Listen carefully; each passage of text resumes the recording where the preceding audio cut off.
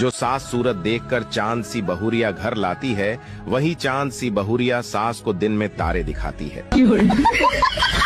हर भारतीय पत्नी अपने पति को ये उलाहना जरूर देती है, शुक्र करो कि मेरी जैसी सीधी सादी पल्ले पड़ी है, कोई तेज तर्रार मिलती अकल ठिकाने आ जाती। इसके बाद पति बेचारा पूरा दिन इसी डरावनी कल्पना में निकाल देता है कि अगर ये सीधी सादी है तो फिर तेज तर्रार कैसी होती होगी। एक गांव में एक बनिया था जो 5 रुपए की एक रोटी बेचा करता था।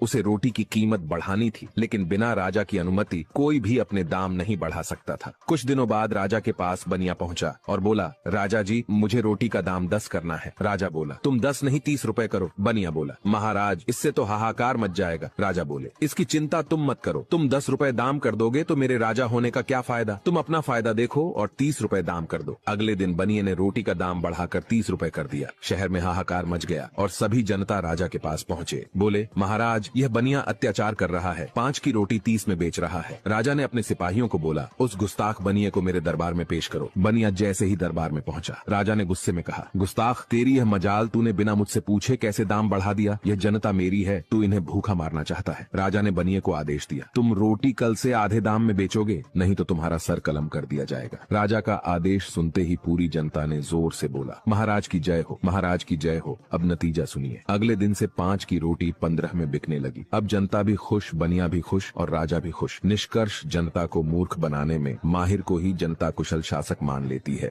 एक महिला ने एक शिक्षिका को बस में अपनी सीट दे दी और खुद खड़ी हो गई। शिक्षिका ने धन्यवाद दिया और महिला ने मुस्कुराते हुए आशीर्वाद लिया। जब एक और सीट खाली हुई तो महिला ने एक बच्चे के साथ सफर कर रही अन्य महिला को बैठा दिया। बाद में उसने अपनी सीट एक बुजुर्ग आदमी के लिए भी छोड़ दी। सीट फिर से खाली हो गई। बस में अब गिनी चुनी सवारियां ही रह गई थीं। अब उस अध्यापिका ने महिला को अपने पास बिठाया और पूछा, सीट कितनी बार खाली हुई है, लेकिन आप लोगों को ही बैठाते रहीं, खुद नहीं बैठी, क्या बात है। महिला ने कहा, मैडम, मैं एक मजदूर हूँ, मेरे पास इतने पैसे नहीं है कि मैं कुछ दान कर सकूं, इसलिए मैं कहीं रास्ते से पत्थर उठाकर एक तरफ कर देती हूँ, कभी किसी जरूरतमंद को पानी पिला देती हूँ, कभी बस में किसी के लिए सीट छोड़ देती हूँ। फिर जब सामने वाला मुझे दुआएं देता है तो मैं अपनी गरीबी भूल जाती हूँ। दिन भर की थकान दूर हो जाती है। और तो और, जब मैं दोपहर में रोटी खाने के लिए बाहर बेंच पर बैठती हूँ तो ये चिड़ियां पास आके बैठ जाती हैं, रोटी डाल देती हूँ। जब वे खुशी से चिल्लाते हैं तो उन भगवान के जीवों को देखकर मेरा पेट भर जाता है। पैसा भले न सही, दुआएं तो मिल ही जाती हैं। शिक्षिका अवाक रह गई। एक अनपढ़ सी दिखने वाली महिला इतना बड़ा पाठ पढ़ा गई। अगर दुनिया के आधे लोग ऐसी सोच को अपना लें तो धरती स्वर्ग बन जाएगी। दान सिर्फ धन से नहीं